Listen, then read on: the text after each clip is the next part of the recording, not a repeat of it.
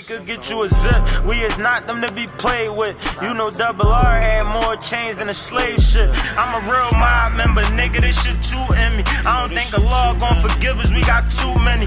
Freak burner jam, baby shook now. El hombre asesinado ayer en la placita de Santurce, identificado como Reyes de Jesús Rondón, de 27 años, residente en Filadelfia. Al occiso se le ocupó una identificación falsa y sobre $3,000 en efectivo. La policía no descarta se trate de un ajuste de cuentas por drogas. Los diablos de Yovng tenemos el caso bien prendido. Líderes que matan gente ahora millonarios. Patroncito, vamos el tito. La mafia más cabrón de Puerto Rico. Mandamos en Philly, la 7 me mama el bicho. Tu hijo muerto tengo screenshot. No la que se equivoque. No venga a tu hijo y ya casi te quito el bloque.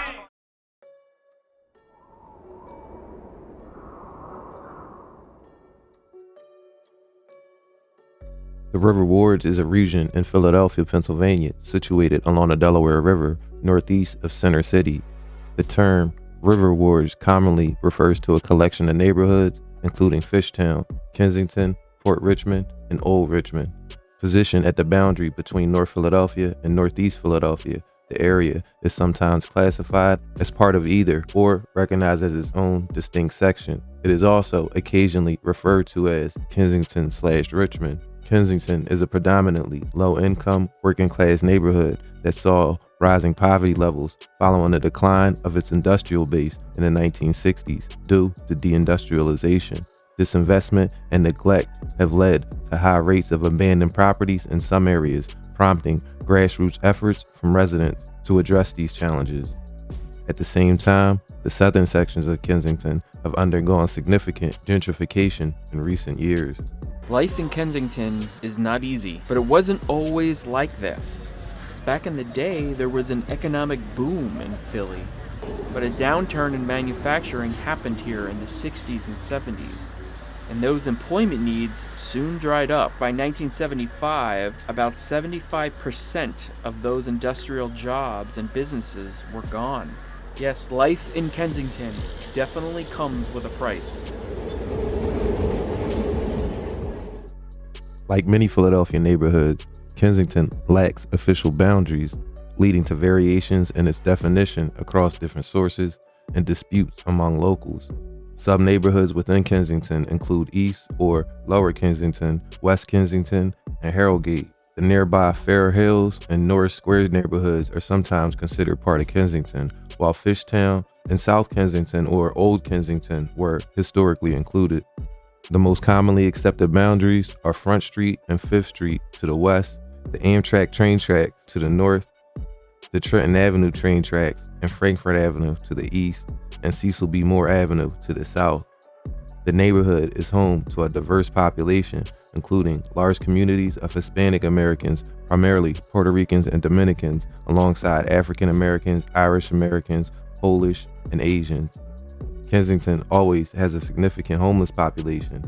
South of Lehigh Ave, an influx of young urban professionals has contributed to increasing gentrification, especially in Old Kensington, Norris Square, and East Kensington.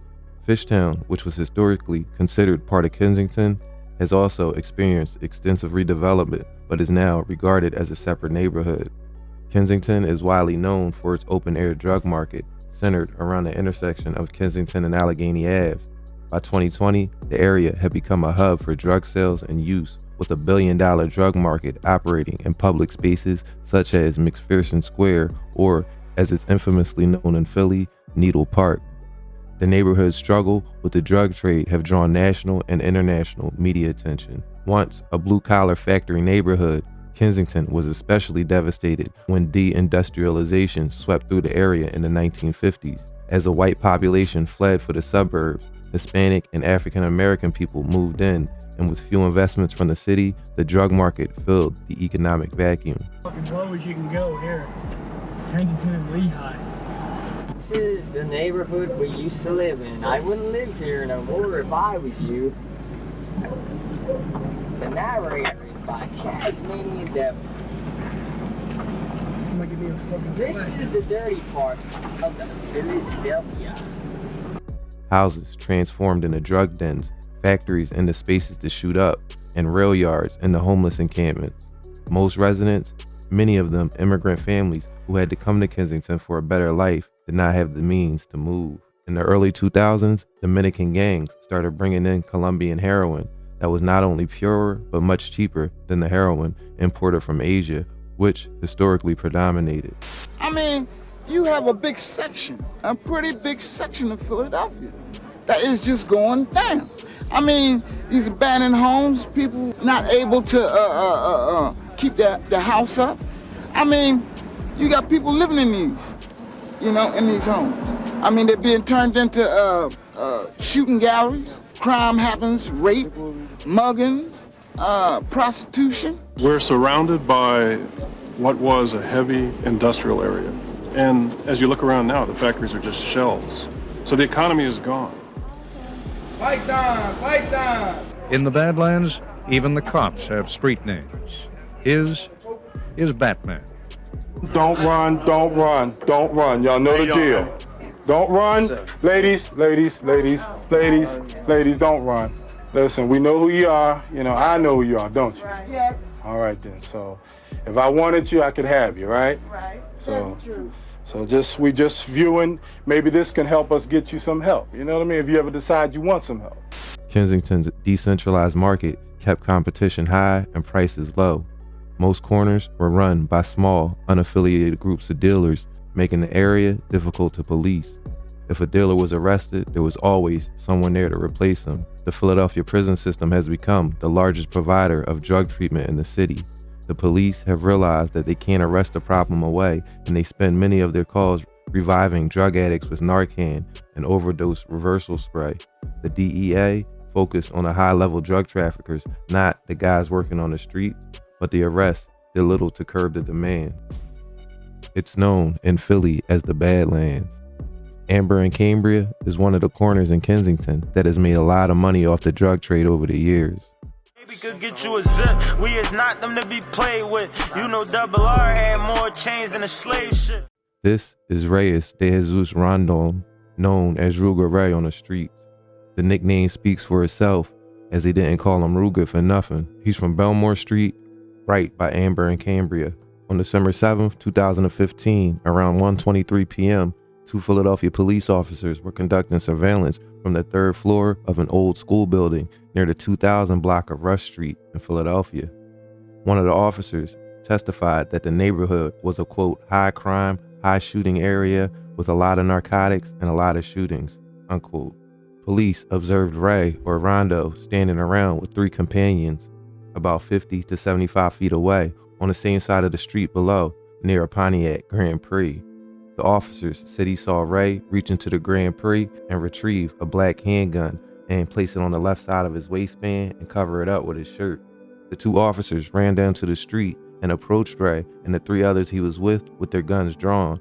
While one officer had the other 3 stand against the wall or a weapons pat down, the second officer ordered Rey to lie face down on the ground, handcuffed him, and retrieved a handgun, a Glock 23 .40 caliber semi-automatic. That officer testified that while Rey was handcuffed, he said he, quote, should have blasted us, and he didn't even get used to the gun yet, unquote. The police determined that Rey was not licensed to carry a firearm. They also confirmed that the handgun was stolen. Rey was arrested and charged with various VUFA, which is the violation of the Uniforms Firearms Act.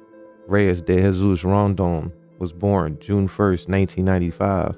Rey moved around a lot, but everywhere he lived was in the Kensington or Tioga section of the city.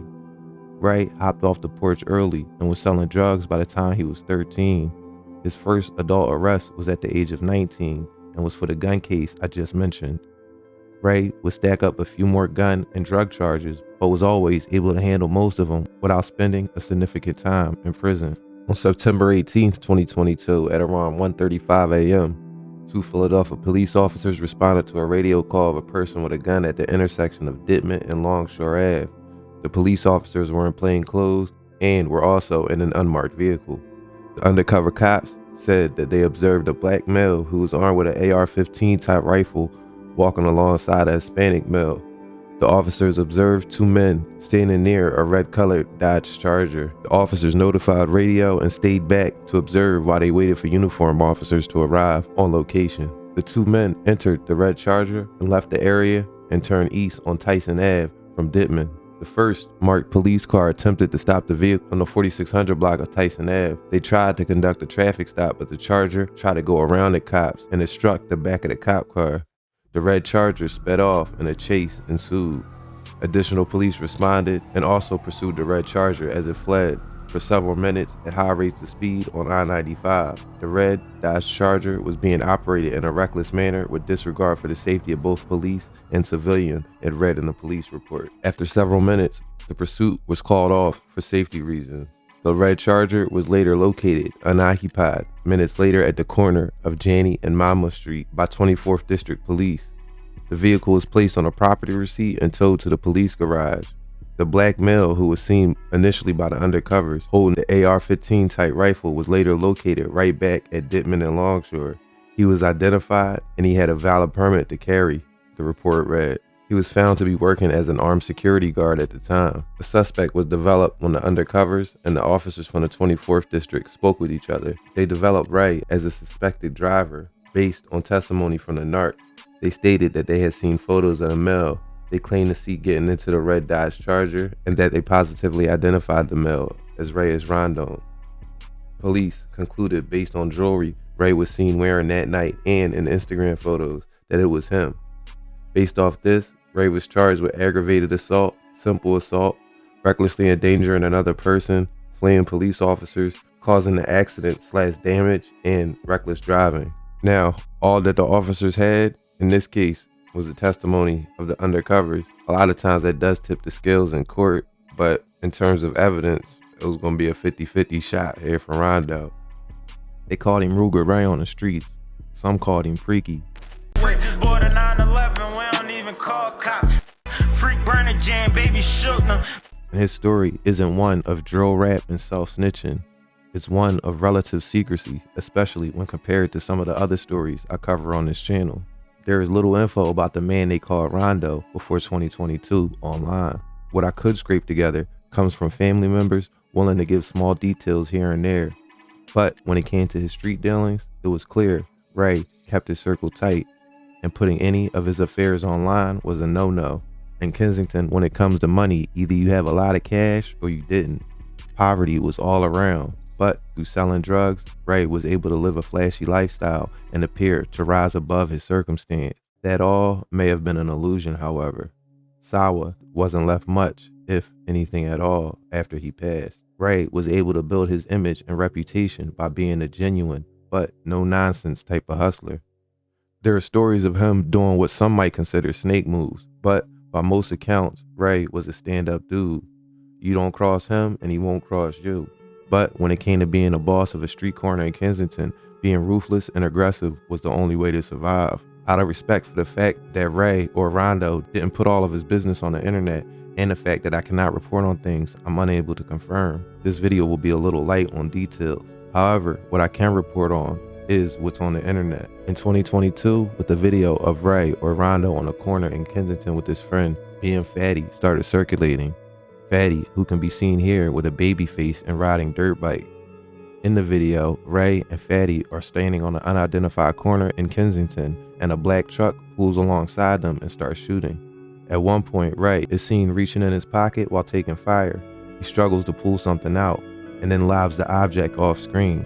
There's a lot of speculation on the internet as to what he tossed, with some suggesting it was a grenade and some saying he threw his phone as a distraction attempt. Whatever he threw, he went right to Instagram to troll his ops about missing him. Here you can get a glimpse of the type of attitude Ray took towards things that was going on. Not much is known about Fatty, except he was frequently with Ray, and on this occasion, both would escape with their life. Now, when it comes to beef, Ray was in deep. Whether it was holding down and taking or keeping control of drug corners or avenging murders, Ray was rumored in a lot of stuff.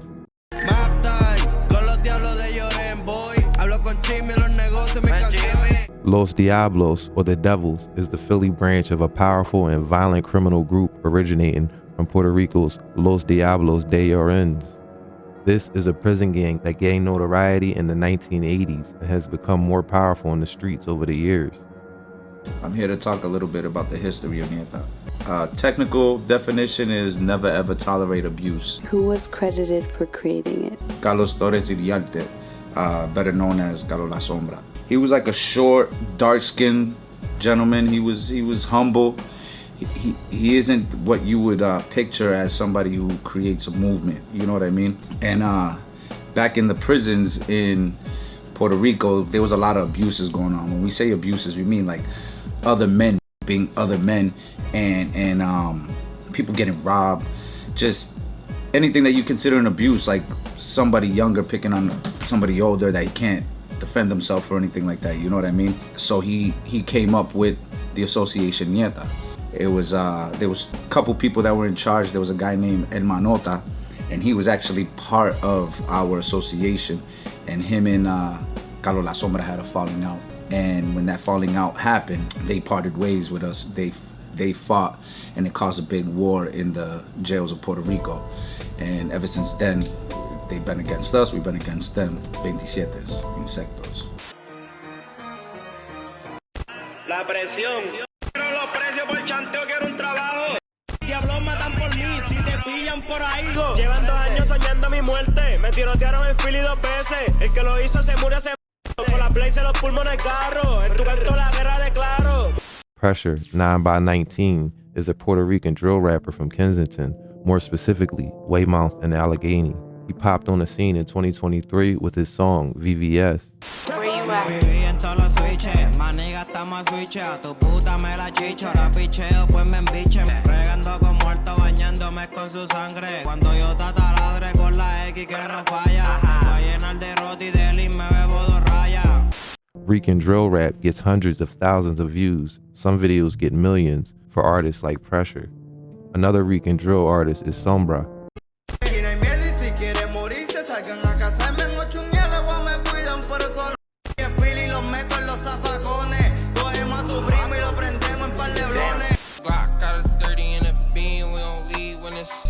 Esta guerra con lo que deja el perico. Cobro tu cabeza y en la music lo duplico.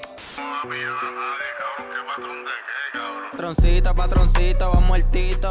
Te pato la cara con mi Draco y lo repito. Sombra and Pressure both rep Los Diablos. Sombra is the nephew of a popular producer on the island named Chronic Magical, who grew up with the artist named The Secret Weapon, who was a star on the island. Sombra grew up in Philly and learned the American street codes, where he fit right in. He learned how to drill rap, and his ties to Pressure and Los Diablos is what ties him to the story. Both artists are cool with Skrilla and YBC Duel. Los Diablos is a gang that alludes to dark religious vibes of Santeria and Palo, similar to Skrilla.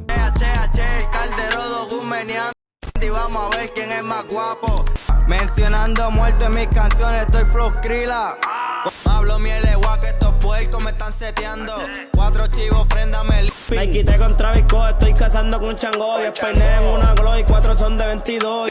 Their main ops in Philly are 7th and Tioga, or La Siete. The 7th has ties to the islands as well. The drug trade was one route of making money for young men that moved back and forth between Philly and the island. Drill music is quickly becoming another. Puerto Rico is a beautiful island with an abundance of culture and history. A traveler's paradise today, Puerto Rico wasn't always as relatively safe as it is today. The existence of apparent no man's lands areas in which all manner of criminal activity could take place without any sort of police control among particularly lower class communities caused widespread concern in the 1980s. The use of automatic weapons and other arms to directly fight back against law enforcement became a popular problem as well. From 1993 to 1996, the government confiscated a total of 10,017 illegal firearms during their efforts. As well, the total number of murders in Puerto Rico nearly doubled from 1987 to 1994, increasing from 509 to 995, respectively. These trends received massive interest in the island's news media. Perceptions of widespread crime fueled political turmoil and increased pressure on authorities to intensify their efforts, often resulting in harsher anti-drug crackdowns. In the early 1990s, law enforcement expanded its focus to include white-collar drug users. A government chief of staff highlighted the issue, stating that police had witnessed, quote, housewives who go to these drug distribution spots with their children in the car, unquote, and vowed to send a strong message. This strict approach, known as the Iron Fist, became a defining policy. In 1993, Governor Pedro Rosselló enforced this stance, declaring they have incited a war and they'll get it. Let criminals know that our patience is gone. That year, 104 murders occurred in January alone. Efforts to combat crime included equipping police with more weapons and deploying the National Guard in targeted areas. Despite these aggressive measures, Puerto Rico struggled to curb drug trafficking and crime remained rampant. Between 1992 and 1998, the island's policing budget nearly doubled as the government imposed longer sentences, expanded law enforcement, and constructed new prisons. However, these measures failed to produce significant progress, and by 1997, a national poll revealed that 68% of Puerto Ricans believe crime had worsened significantly over the previous 5 years. In response, local law enforcement sought closer collaboration with U.S. federal agencies, particularly in combating drug trafficking. The U.S. Coast Guard and the Drug Enforcement Administration, or the DEA, expanded their presence on the island throughout the 1990s, forging partnerships that continued for years. However, persistent challenges, and particularly police corruption, complicated these efforts. The PRPD, or the Puerto Rican Police Department, the island's primary law enforcement agency, was frequently mired in scandals involving officer misconduct, including direct involvement in criminal activities. These issues further eroded public trust in the justice system and hampered efforts to effectively combat crime. In the early 21st century, police corruption in Puerto Rico contributed to a mass wave of drug-related crimes, leading to the arrest of over 30 law enforcement officers. At the time, Puerto Rico ranked 6th globally for murders per capita. This brings us to February of 2023. Ray was set to take a trip to Puerto Rico with his close friends, maybe for a meetup with a rap artist or manager. Ray was starting to make moves as a music manager. In 2022, he started to be seen with some of the hottest rap artists in the Philly drill scene like Leaf Ward and OT7 Quanny. Skrilla picking a side against Quanny might have something to do with this, or might not. But after Ray died, Skrilla and Quanny seemed to make up, so make of that what you will. Anyway, Ray could be seen in numerous Leaf and Quanny videos, like I said, and he was starting to make connections in the rap game. I'm a real mob member, nigga, this shit too in me. I don't think the law gon' forgive us, we got too many. The line don't count the money no more, I really could short him. I got some money now, when my brother fell, I just caught him. His trip down to Puerto Rico was seen as a business trip. Only one problem, he wasn't gonna make it back. Controlamos la calle, la metro Santurce, todas quieren los diablos de Weymouth. Esquima adentro la disco y tengo la corte en el Saint Laurent.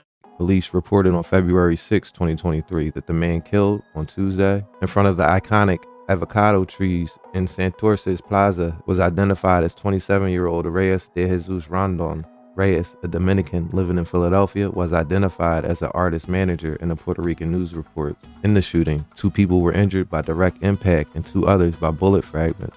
Among the injured were 2 women and 2 men. None of the injured were identified, and 2 of them were transported to a hospital, while the other 2 were treated at the scene and were not transported due to only having minor injuries. Agents assigned to the homicide division of the San Juan CIC took charge of the investigation together with the prosecutor on duty. A man was caught by news cameras being arrested about 20 minutes away, minutes after the shooting.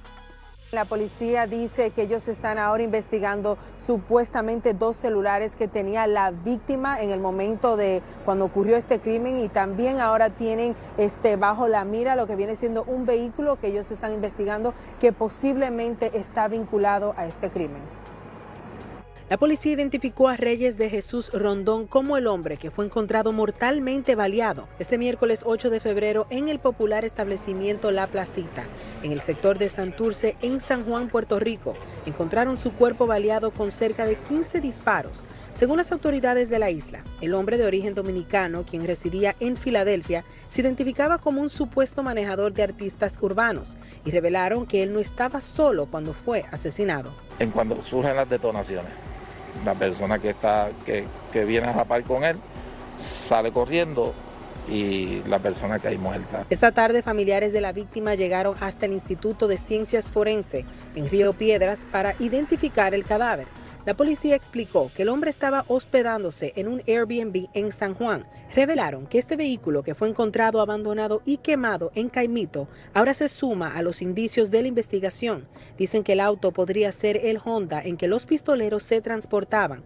Los detectives ahora buscan a la persona con quien Reyes se encontraba en Puerto Rico. Si diéramos con esa persona, que la podemos entrevistar, nos puede arrojar luz de qué hacían en Puerto Rico, con quién se estaban relacionando, qué tipo de negocio estaban haciendo, si alguno, sí, sería sumamente importante. Y aunque el motivo de la balacera aún está bajo investigación, las autoridades en San Juan le expresaron a nuestra cadena hermana de Telemundo en Puerto Rico que es posible que el crimen se trate de un ajuste de cuentas. Divulgaron que Reyes estaba siendo investigado por presuntos vínculos al narcotráfico. Tenemos una información que no la hemos corroborado, pero sí se dice que estaba trabajando en grandes proporciones. Mientras en Filadelfia existen documentos públicos que señalan que Rondón había sido arrestado en el pasado. Cabe destacar de que las autoridades en Puerto Rico dicen que van a estar trabajando con los agentes federales para poder esclarecer este caso. Nosotros, por nuestra parte, por supuesto, le vamos a estar trayendo cualquier novedad sobre este caso. Back in Philly, almost immediately, a page called Philly Death Row had the gruesome picture of Ray laying on the steps of the plaza within hours of his death. Make up your own mind as to how this played out. How Ray is shot in Puerto Rico, and within hours, a Philly blog page has the pictures. Philly Death Row also had an immediate narrative fed to him by the people who sent him the picture, and as someone with no journalistic integrity, he immediately posted this possibly misleading and defamatory info. I'll show the post and you can pause and read it if you want, but I wanted to be clear that this has not been vetted or verified at all by me, and it's not being reported by me. One thing that did pique my interest, however, that I could actually look into was a mention of an artist named Yovng Chimi. Yovng Chimi is a super mainstream artist from Puerto Rico, and his connection to Los Diablos was not apparent before Rey's murder. But after Rey's death, it became abundantly clear that Chimi was associated with Rey's ops in Philly. Countless music videos have been released by Pressure, Sombra, and Chimi with lyrics that can be interpreted as disses towards Rey. Los Diablos de Weymouth tenemos el caso bien prendido. Cambiamos el juego y ahora somos empresarios. Líderes que matan gente ahora millonarios. Patroncito, patroncito, vamos muertito. La mafia más cabrón de Puerto Rico. Mandamos en Philly, la 7 me mama el bicho. Horrible, tu hijo muerto tengo screenshot. No venga a tu hijo y ya casi te quito el bloque. Roteando esta guerra con lo que deja el perico. Cobro tu cabeza y en la music lo duplico. Cabrón, no le paro, soy el nene de mis patrones. Le juro por mami que a su hijo que me emblone. Corta y palo y no te duermas, mi alma, aquí todo el mundo vive en guerra. Si te vemos por Santurce, la iglesia van a asegurarse que no vuelva. Con 200K por mi cabeza y no me matan. Me quieren dar en guira, yo en casa en la nota de las pastillas. Si me pasan el ticket, cabrón, cojo tu contrato. Salimos a cazar, está vestido de tecato. These connections led me to believe that Chimi knows more than he leads on. His superstar status might lull some people into a false sense of security that he's all about business and harmless. Chimi was seen with this post a day after Rey's shooting. Fatty was again with Rondo when he was shot at, but if you're with someone all the time, that isn't that crazy of a coincidence, as some others had suggested. One thing is obvious is that whatever Rey had going on, he was way in over his head. Getting picked off on an island is wild, and I don't even think I need to say that me speculating on what happened would be way out of order. What we do know is that he had a lot of people in Philly that loved him, but also had a lot of enemies. Enemies with the reach to different parts of the states like Puerto Rico. Rugga Rey Rondo left behind 2 kids and a fiance. After he died, RIPs and tributes came pouring in from friends and family. A really good tribute song was made by Forloso mourning his fallen friend. You're gone. It's been so long. I'm still trying to come to terms with your death. It ain't working, no, it hurt me when I saw the pastor pulling back that curve. I took my brother out the game, I wish that I could trade him back. Ain't no wine in this shit, that's why they hit you in your back. No, I got the kids, I'ma make sure that they stay on track. I'ma tell your son, I better never catch you in the trap. However, with so many loose ends left, rumors and speculation of course started to fly. Not only Philly Death Row, but the Reddit started going crazy as well. Post after post speculating on what happened, pointing fingers, and people throwing red herrings just to confuse people. Again, I wasn't able to verify much at all. This is the most closed lip I've ever seen people about a situation in my whole time making videos. The process is usually like this. I'll have a piece of unverified info. I'll reach out to someone close, whether it be parents, aunts, cousins, whatever. But someone is usually willing to talk. But this time, it wasn't that people didn't want to talk to me. It was almost as if something was stopping them from speaking with me, like an ongoing threat of violence. But that doesn't really make sense either, because all my sources remain anonymous. And for the smartass that right now is saying, it's none of your business, that's why they aren't talking. Yeah, you would think that, right? One thing you learn quick in this line of work is that people love to talk.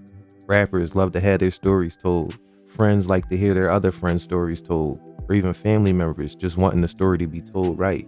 The amount of people that speak openly with me always shocks me. But like I said, this time was different.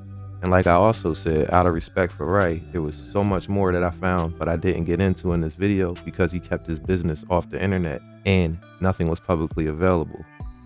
However, I think I explained it in the best way that I could. So I'm gonna leave it there for now. Thanks for watching American Confidential, and until next time, be safe.